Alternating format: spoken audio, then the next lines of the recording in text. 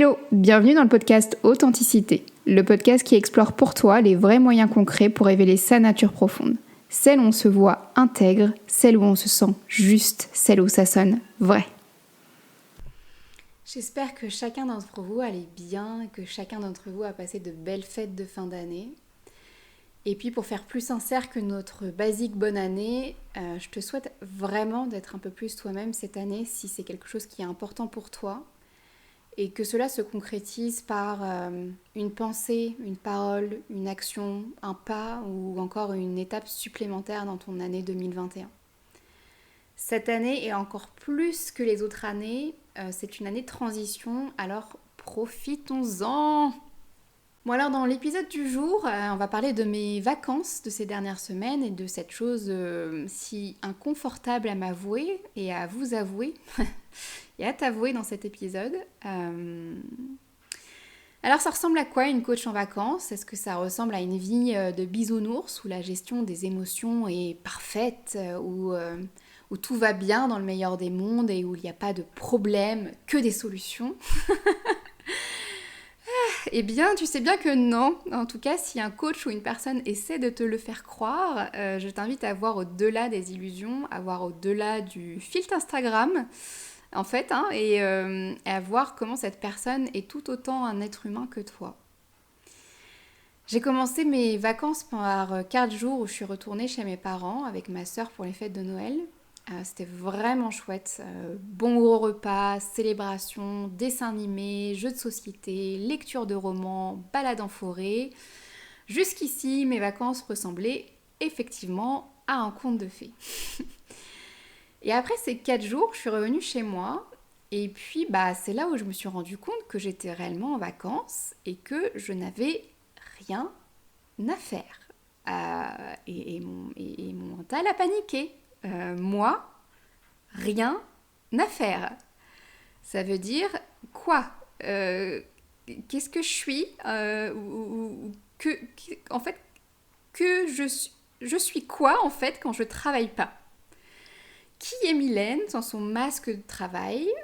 Qui je suis sans toutes ces facettes professionnelles qui donnent du sens à ma vie ? Qu'est-ce que j'aime ? Qu'est-ce qui me fait plaisir ? Qu'est-ce qui est important pour moi quand je suis plus utile aux autres ? Voilà, mon corps m'avait demandé du repos avant mes vacances. Et il n'allait pas être déçu, croyez-moi. J'ai passé les jours d'après à dormir, pleurer, lire des romans et scroller sur mon téléphone sans vraiment bien comprendre que j'étais en train de transformer un truc sans le savoir. C'est vraiment plus facile de vous le raconter maintenant, mais quand t'es dedans, enfin quand j'étais dedans, j'ai tellement envie qu'on me laisse tranquille à ce moment-là. J'ai regardé aussi le dernier Pixar, Soul, qui en passant veut dire âme en français. Évidemment, de par son sujet et de mon état d'esprit à ce moment-là, il m'a mis une claque, on va pas se mentir.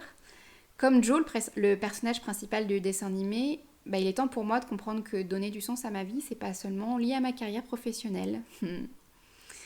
En passant, je vous invite vraiment à le voir si c'est pas déjà fait. C'est vraiment un bon Pixar, et puis il y a plein d'autres messages et d'interprétations dans ce dessin animé. Coïncidence ou pas, je me suis aussi mise à regarder la série You, Y-O-U, sur Netflix, où le personnage principal s'appelle aussi Joe. Cette série parle en fait d'un mec charmant sous toutes ses formes qui tombe obsessionnellement amoureux d'une femme qui s'appelle Beck et qui est prêt à tout pour la faire tomber amoureuse. Sans le savoir, en dormant, en pleurant, en scrollant sur les réseaux, en regardant ce dessin animé et cette série, je continuais là toujours à processer ce truc, cette transformation intérieure. En même temps que de chiller devant Netflix, j'ai fait aussi marcher les applis de rencontres comme Tinder. Et c'est fou comme ces trucs peuvent nous faire vite perdre le cœur. Si on fait pas gaffe, le jugement est facile, la séduction est surfaite, et puis la drogue et l'amour est vraiment insatiable. On peut passer 2 ou 3 heures à aller sur la gauche ou sur la droite, quoi. Et je vous dis ça parce que cette dernière, j'ai commencé à observer de nouveau chez moi des comportements que j'avais pas vus depuis longtemps. Dès que je commence à bien échanger avec une personne, je suis accrochée à mon téléphone en attendant sa réponse et puis j'arrive plus à vivre le reste de ma journée. Dès qu'on planifie un date, je réfléchis non pas à comment m'habiller pour être à l'aise, mais comment m'habiller pour lui plaire. Et pour le peu de dates que j'ai fait, j'ai bien vu que mon style changeait en fonction de ce que je pouvais avoir perçu de l'autre. Et donc je m'adaptais, je dirais même je me suradaptais tranquillement à mon date sans vraiment en avoir conscience. Et puis je vous parle pas de comment je m'adaptais à sa manière de parler, d'être, etc. Et puis un matin, je me suis réveillée en me disant que aujourd'hui, c'était fini, il n'y aurait pas de réseaux sociaux, il n'y aurait pas d'internet, que j'allais me balader en forêt. Et c'est là où mon mental avait en fait réellement lâché prise. En revenant chez moi, j'ai continué à mettre mon corps en mouvement, j'ai fait du sport, j'ai respiré, j'ai médité, et puis il y a la question qui m'est venue là d'un coup, où je me suis dit, mais ça veut dire quoi en fait ces larmes là, cet état que j'ai là en moi, que je suis en train de ressentir? Pour quelles raisons je pleure? Qu'est-ce qui me rend triste? Et quel sens je dois donner en fait à ces pleurs, à cette tristesse? Qu'est-ce qui fait que... qu'est-ce que je suis en train de lâcher en fait? Qu'est-ce que je suis en train de laisser partir finalement? Et c'est là où ce qui voulait remonter à ma conscience depuis quelques jours, voire même plus, sans savoir, m'est apparu comme plus limpide, plus clair. Ma peur de l'abandon is back, yeah! Je suis si contente. Chez moi, en fait, quand j'ai peur d'être abandonnée, je deviens dépendante. Vous connaissez sûrement les accros aux drogues, aux jeux et au sexe. Eh bien, il existe aussi la dépendance à l'amour. On parle de dépendance affective. Dépendance en amitié, en amour, au travail, il existe plusieurs formes et plusieurs origines à la dépendance affective. Je te laisserai aller fouiller à internet si tu veux aller plus loin pour toi, et je vais plutôt te raconter à quoi ça ressemble concrètement d'être dépendante au quotidien. Quelle est la différence entre aimer quelqu'un et être dépendante de quelqu'un ou à quelqu'un d'ailleurs. Et pourquoi aussi j'ai décidé de vous en parler maintenant, alors que j'en suis qu'au début de ma transformation sur ce sujet, même si ça fait longtemps que j'y travaille, mais quand même. En fait, j'ai pas l'impression d'être allée au bout du processus, si tu veux. Et parce qu'il faut dire aussi que j'hésitais à vous en parler, en fait, à t'en parler. Enfin, tu comprends qu'en tant que coach, je dois comme... On me fait croire en tout cas que je dois comme garder une certaine façade de meuf qui gère sa vie, quoi. Tu connais déjà mon côté obsessionnel, dont j'affiche fièrement son côté lumineux. C'est-à-dire que quand je veux quelque chose, je suis très concentrée, très déterminée, et puis je peux y consacrer un temps infini tant que ça me nourrit mon âme en plus de mon mental. Ça a clairement ses avantages dans le sens où quand quelque chose m'anime, je suis prête à tout pour aller jusqu'au bout de mon exploration. La fine frontière et le côté ombre à ce côté obsessionnel, c'est que je peux aussi me confondre avec l'objet de mon obsession et m'oublier. C'est le cas par exemple des drogués au jeu. Une personne peut jouer simplement à gratter un jeu quelques fois dans l'année sans que ça change rien à sa vie. C'est d'ailleurs peut-être ton cas et c'est le cas pour moi par exemple. Alors qu'un drogué passera sa journée à ne penser qu'à gratter un tas de jeux pour espérer gagner. Et ça va l'empêcher de vivre sa vraie journée, sa vraie vie. C'est le cas avec mon travail. Je l'adore et en même temps, il peut m'arriver de m'y plonger pour pas avoir à penser à mon monde intérieur ou à ce qui se passe dans ma vraie vie. Ça a été aussi le cas avec mon ancienne relation, donc avec Bastien. En fait, je pensais qu'à lui, qu'à notre couple, et je pensais plus à moi. Et on va pas se mentir, c'est normal qu'au début, notamment au début de chaque relation, de se projeter, de penser souvent à l'autre ou à la relation. C'est aussi normal de vouloir une relation intime, profonde, intense avec son ou ses partenaires de vie qu'on aime. Mais vivre à travers le regard de l'autre ou pour l'autre en s'oubliant, ça allait tout de suite moi en fait. J'ai eu aussi tendance à ne plus voir personne. et j'ai exigé la même chose pour Bastien. Je lui ai demandé de ne plus s'éloigner de nous, de moi, d'être en espèce de fusion permanente. Et même si certaines choses ne me convenaient plus, même si certaines choses n'étaient plus acceptables pour moi, j'ai continué à me sacrifier pour éviter de me retrouver abandonnée et seule. Comme Joe dans la série You, en fait, j'étais prête à tout pour être aimée et ne pas être abandonnée. C'est aussi le cas si j'agis de manière automatique et que je tombe obsessionnellement en amour de quelque chose ou dès que j'ai un signe, par exemple, de quelqu'un à qui je plais. Du coup, je vais m'attacher et je vais comme interdire à l'autre de se détacher pour vouloir maintenir ce lien qu'il a commencé à construire. Je fusionne en fait avec mon obsession, comme une drogue qui me ferait du bien sur l'instant. Mais si on lève le voile et si on regarde sincèrement et si j'ouvre mes yeux et mon cœur à ma vérité, et ben on découvre que j'ai peur d'abandonner en fait tous ces trucs qui font grandir mon estime de moi à ma place, qui font grandir mon estime de moi de l'extérieur. En fait, pour moi, la différence entre l'amour et la dépendance, et ce qui me fait franchir cette frontière subtile, c'est ma non-possibilité à me détacher, à vouloir maintenir un lien, quoi qu'il advienne, même si ça me fait souffrir. Et c'est là où il n'y a plus de véritable amour.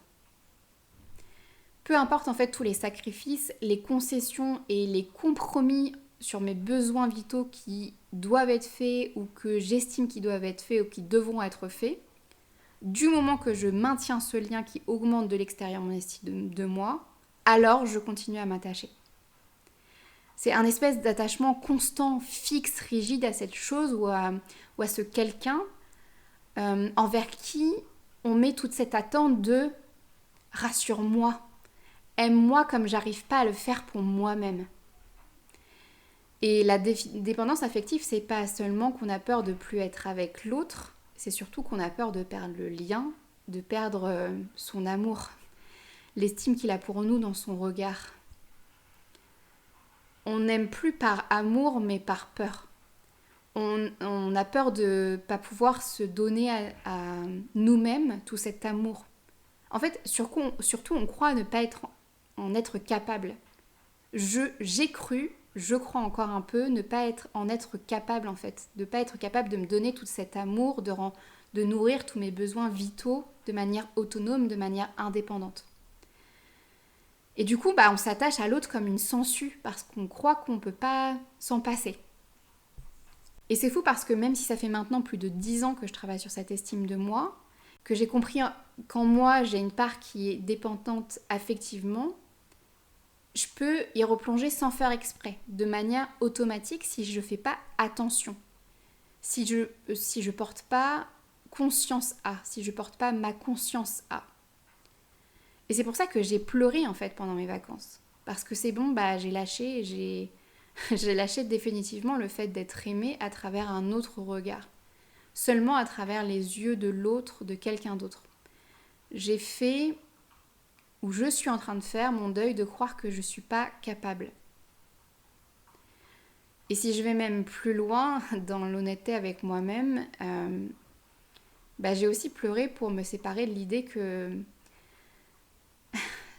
je suis un peu dans l'émotion, que Bastien ne serait plus cette personne pour me rassurer.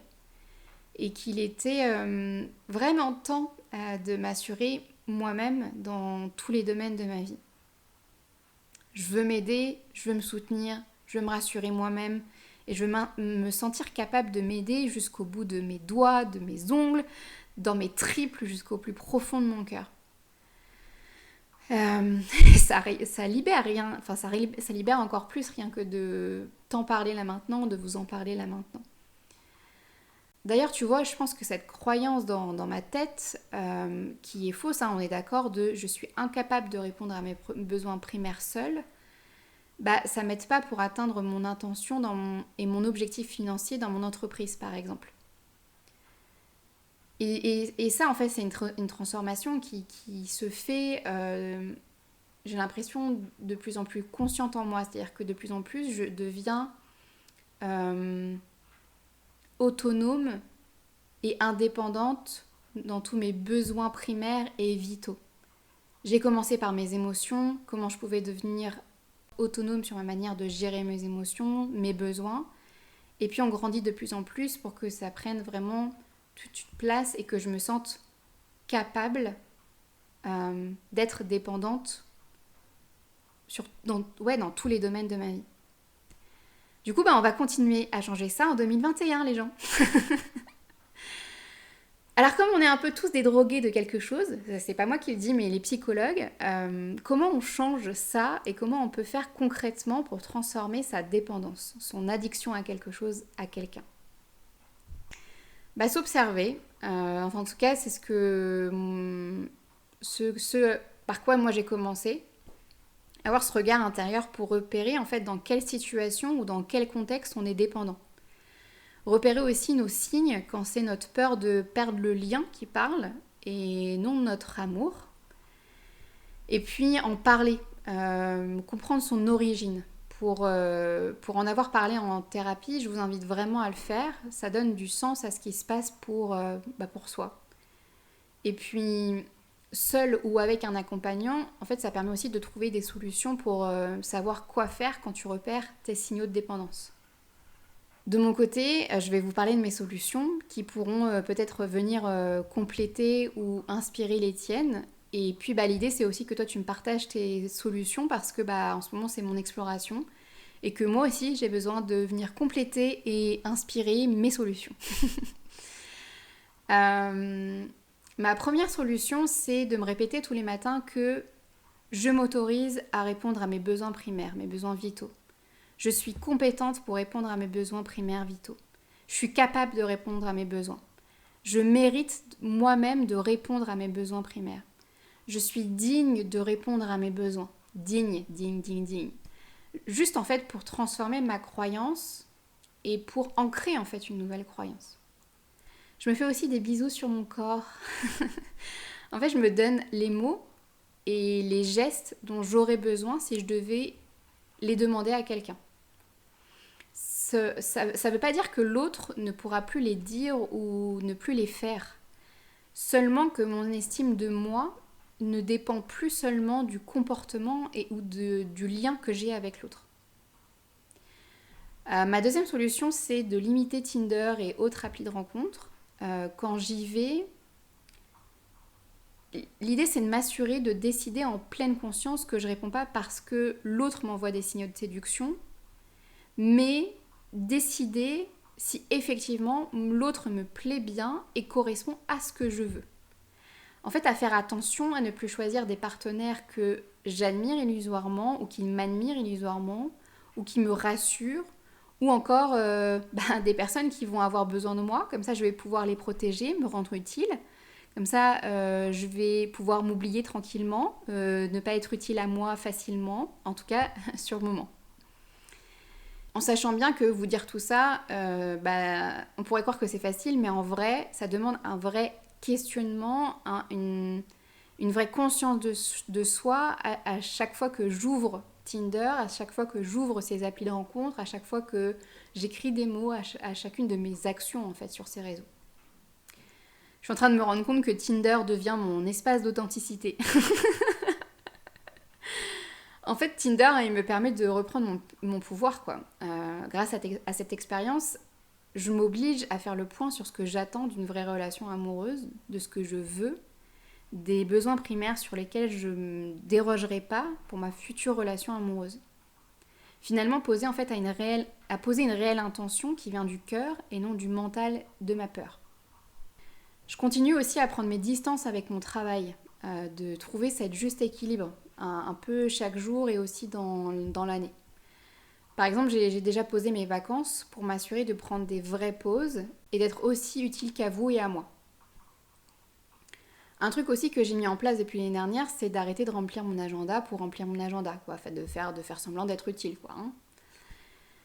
J'explore aussi les différences et les complémentarités des notions d'attachement, de détachement. Aussi les notions de dépendance, d'indépendance, d'interdépendance. Et puis, c'est quoi être autonome affectivement? Est-ce que c'est la solution pour une dépendance affective qui se trouve en moi en ce moment?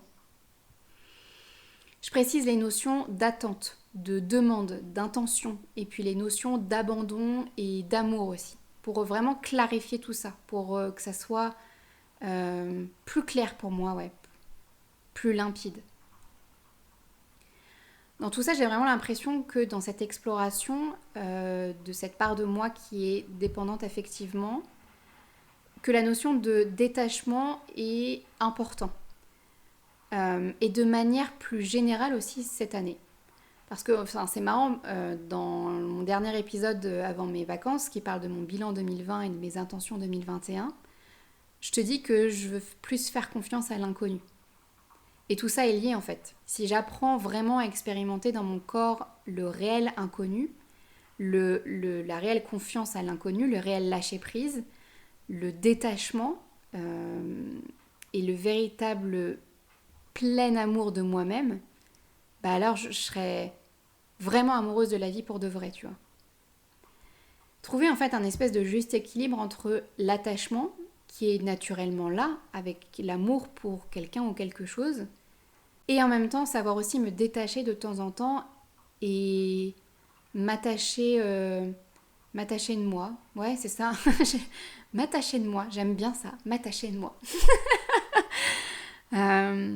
Ouais, respecter nos autonomies, nos libertés, nos vies dans tous les sens du terme, quoi.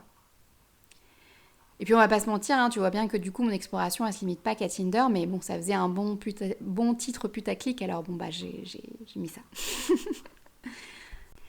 En conclusion de cet épisode, je dirais que une transformation intérieure, elle se fait pas juste dans des stages, des formations ou avec une autre personne.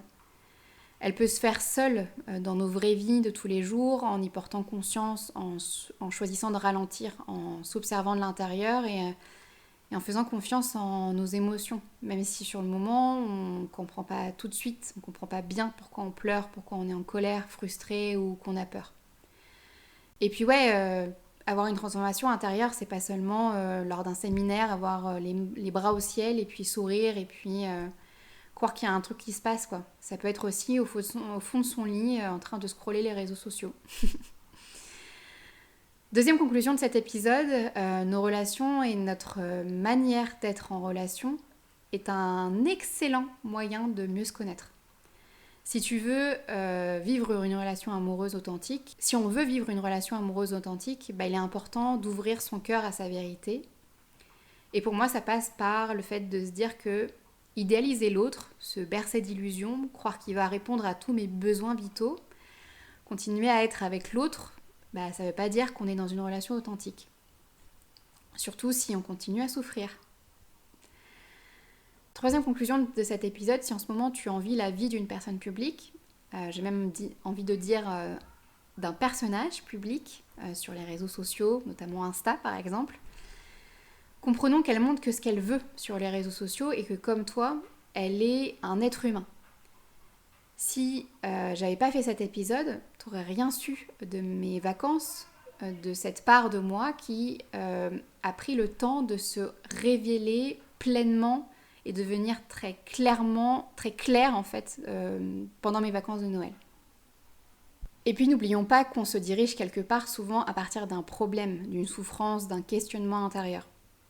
C'est bien mon cas, c'est bien parce que je sais très bien mentir ou que j'ai beaucoup menti dans ma vie que j'ai compris que je souffrirais moins si je développais mon authenticité. Et c'est peut-être d'ailleurs aussi ton cas. Et puis bah voilà, du coup je me voilà embarquée à te partager mes explorations pour trouver ta propre vérité. Donc un coach, un psychologue, un thérapeute ou toute autre forme d'accompagnant, et je dirais même en fait de manière générale toute personne, on doit savoir qu'il y aura toujours ce travail intérieur à faire pour mieux accompagner l'autre, pour mieux écouter l'autre. Parce qu'en écoutant mieux l'autre, on sait aussi mieux s'écouter et inversement. En tout cas, c'est ce que je crois. Je crois aussi qu'on est à la 5e conclusion de cet épisode, ce qui fait beaucoup quand même. Les changements ne sont pas toujours magiques. Parfois, ils demandent du temps. Ils peuvent paraître évidents pour les autres et moins pour soi. Et peut-être que certains d'entre vous aviez déjà décelé ça chez moi, sans que je le voie moi-même. J'avais déjà vu qu'il y avait une part de moi qui pouvait être dépendante affectivement. C'est la magie d'un regard extérieur, d'une relation d'aide, telle qu'elle soit d'ailleurs. Un proche, un ami, une amie, un professionnel. Et le plus important là-dedans, c'est pour moi de prendre le temps de s'observer avec sincérité sans non plus culpabiliser. Si tu te rends compte à travers cet épisode que tu es dépendante à quelque chose ou à quelqu'un, mais waouh, bravo pour cette honnêteté en fait envers toi-même. Ça demande beaucoup de courage en fait. Et du coup, prends ça comme un cadeau, comme une opportunité pour te donner plus d'amour. À se demander si mon corps n'a pas fait exprès de me demander des vacances pour avoir tout l'espace et le temps de porter à ma conscience ma dépendance affective et en faire définitivement quelque chose de lumineux pour mon présent et mon avenir. Merci la vie, c'est apparemment mon cadeau de l'année. Je suis vraiment contente que cet épisode t'ait plu. Tu cherches comment soutenir ce podcast ? Plusieurs moyens s'offrent à toi. Tout est expliqué dans le descriptif de chaque épisode. Le plus simple et le plus rapide, t'abonner et laisser une évaluation. Évidemment, authentique.